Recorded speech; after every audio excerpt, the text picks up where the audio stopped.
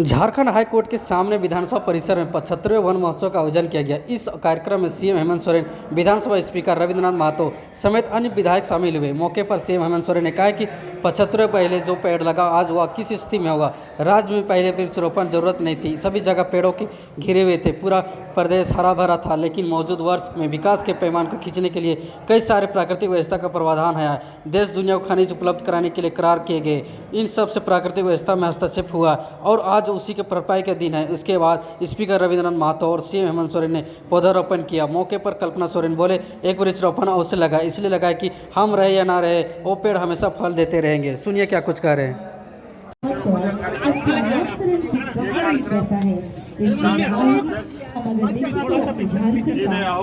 करेंगे तो हमें पता चलेगा कि गढ़वा में पाए जाने वाले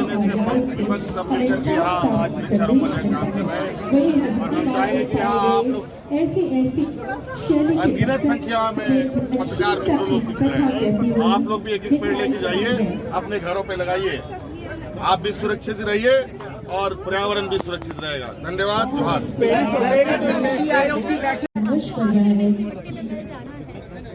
कैसे हम पर्यावरण दृष्टिकोण से सुरक्षित रखें वो हमेशा साबित रहेंगे। और आपके द्वारा लगाए हुए किसी भी फलदार अगर आप लगाते हैं तो ये सिर्फ अपने लिए नहीं होते, आने वाली पीढ़ी के लिए होता है। तो मुझे लगता है कि हम सबको सीखना चाहिए कि प्रकृति हमें क्या सिखाना चाहती है। और आजकल आप जैसे देख रहे हैं जिस तरीके का वातावरण हो गया है, सही समय पे बारिश ना होना, गर्मी बहुत ज़्यादा बढ़ जाना। हमारा झारखंड राज्य बहुत ही समृद्ध, पूरे पर्यटक जो यहाँ पर आते हैं पूरे भारतवर्ष से ही नहीं बल्कि विश्व के कोने कोने से आप लोग आ रहे हैं कि कोई झारखंड की हरियाली का आकर्षण ही इतना मधुर है, इतना मजबूत है कि नीचे हुए चल जाते हैं।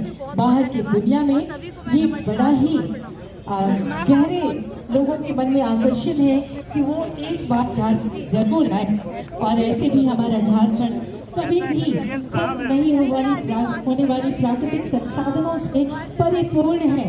झारखंड अपने लिए ही नहीं बल्कि पूरे भारतवर्ष के लिए तारीफ पेश करता है। पूरा भारतवर्ष तकतकी लगाए हुए देखता है झारखंड की ओर वृद्धि के लिए। झारखंड जैसा प्राकृतिक सौंदर्य से भरपूर सौम्य मनोहारी स्थल न आपने कभी देखा होगा।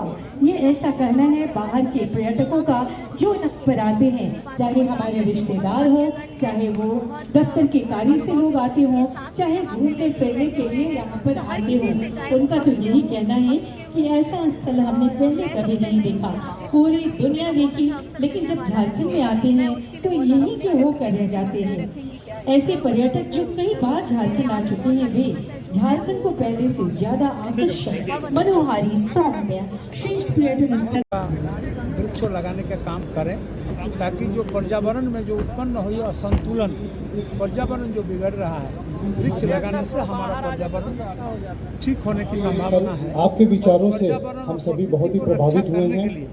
आपने इस उत्सव को महाउत्सव जो हम के रूप में मनाने का आदेश दिया है। ऐसे भी कहा गया है और भूरी प्रशंसा की है। बड़ा दोस्त विधानसभा के आसपास हजारों वृक्ष लगाने का जो आपकी कल्पना रही है उसको हम पूर्ण कर पाए हैं और आगे भी कटिबद्ध हैं कि हम उसे और भी हरा भरा करने की दिशा में काम करते रहेंगे। आपने जो हर कार्यकर्ता को 5 वृक्ष लगाने की बात कही है, यह दिल को छू गई है। यह सभी जनता को के लिए होना चाहिए, क्योंकि अंदर देखिए कितनी हरियाली यहाँ हो गई है, काया पलट हो गया। आने वाले समय में राज्य का यह सबसे मनोरम स्थल देखने को मिलेगा। और इसी दौरान आपको बताते चलें कि हमारे राज्य में लगभग 2 करोड़ 28 लाख वृक्ष लगाने का हमारा लक्ष्य है। वर्षा देर से आई है, वृक्षारोपण चल रहा है। और इसी के साथ ये भी बता दें कि वन्य प्राणियों के जो टकराव होते हैं मानवों के साथ, उसमें हम लोग जान माल की क्षति जो भी होती है उसका कॉम्पनसेशन देते हैं। पर हमें एक दूरदृष्टि वाली एक योजना हम चला रहे हैं जिसके तहत हमने 4 वर्षों में 2096 चेक डैम्स वनों के अंदर बनाए। तो जब वन के अंदर पानी रहेगा तो जानवरों को भटकना नहीं पड़ेगा और साथ ही साथ वहाँ के जो जीव जंतु हैं उन्हें पानी मिलेगा और भूजल संचार होगा, इसकी बहुत ही कमी आपको महसूस हो रही है। कई जिलों में आप देखेंगे 300 से 650 फीट जाने पर पानी मिल रहा है। तो यह बहुत ही महत्वपूर्ण हमारे प्रयास हैं और इसके साथ ही हम और भी अध्ययन करा रहे हैं। जैसे जो हमारे लंबे रेंज के प्राणी हैं, जैसे हाथी, इनको लंबी दूरी तय करनी होती है। रोज़ 10 से 25 किलोमीटर की दूरी लगभग तय करनी होती है। तो इसके लिए हमें दुमका से लेकर आप देखेंगे तो हमें गोड्डा तक, या अथवा हमें गोड़वा तक, अथवा हमें जमशेदपुर तक उसके आने जाने के कुछ पसंदीदा रास्ते होते हैं, जिसको कॉरिडोर बोलते हैं, दलान बोलते हैं। तो हाथी केवल जंगल में नहीं रह सकता, उसको जाना ही जाना है लंबे दूरी में। तो उन दलानों को, उन कॉरिडोर्स को हम लोग को बचा के रखना है। और जो वहाँ पर विवाद होते हैं मानव के साथ, यदि खेती करते हुए या किसी अन्य कारण से, उसको भी कम करना है। तो हम प्रचार प्रसार के साथ साथ में अध्ययन करा रहे हैं कि वो दलान कहाँ कहाँ हैं और उन दलानों में क्या क्या किए जा सकते हैं कि उन दलानों के अंदर ही रहें, वहाँ से भटके नहीं। साथ ही साथ जो भी उनके रेस्टिंग पॉइंट्स हुए, जैसे जो पसंदीदा जो जंगल हैं रास्ते में, वहाँ क्या क्या हम कर सकते हैं, उसकी हम स्टडी करा रहे हैं। अगले वर्ष तक वो स्टडी रिपोर्ट आ जाएगा तो और बेहतर तरीके से मैनेजमेंट करेंगे। आपको ये भी बताते चलें कि इको टूरिज़्म का जो बजट था हमारा 2 करोड़ था, अब हम 40 करोड़ पहुँच गए। इको टूरिज़्म में जो प्रकृति है उसको बचा के रखने के साथ साथ वनों का विकास और वहाँ के रहने वाले लोगों का विकास हमारा उद्देश्य है। यह टूरिज़्म से हट के इको टूरिज़्म।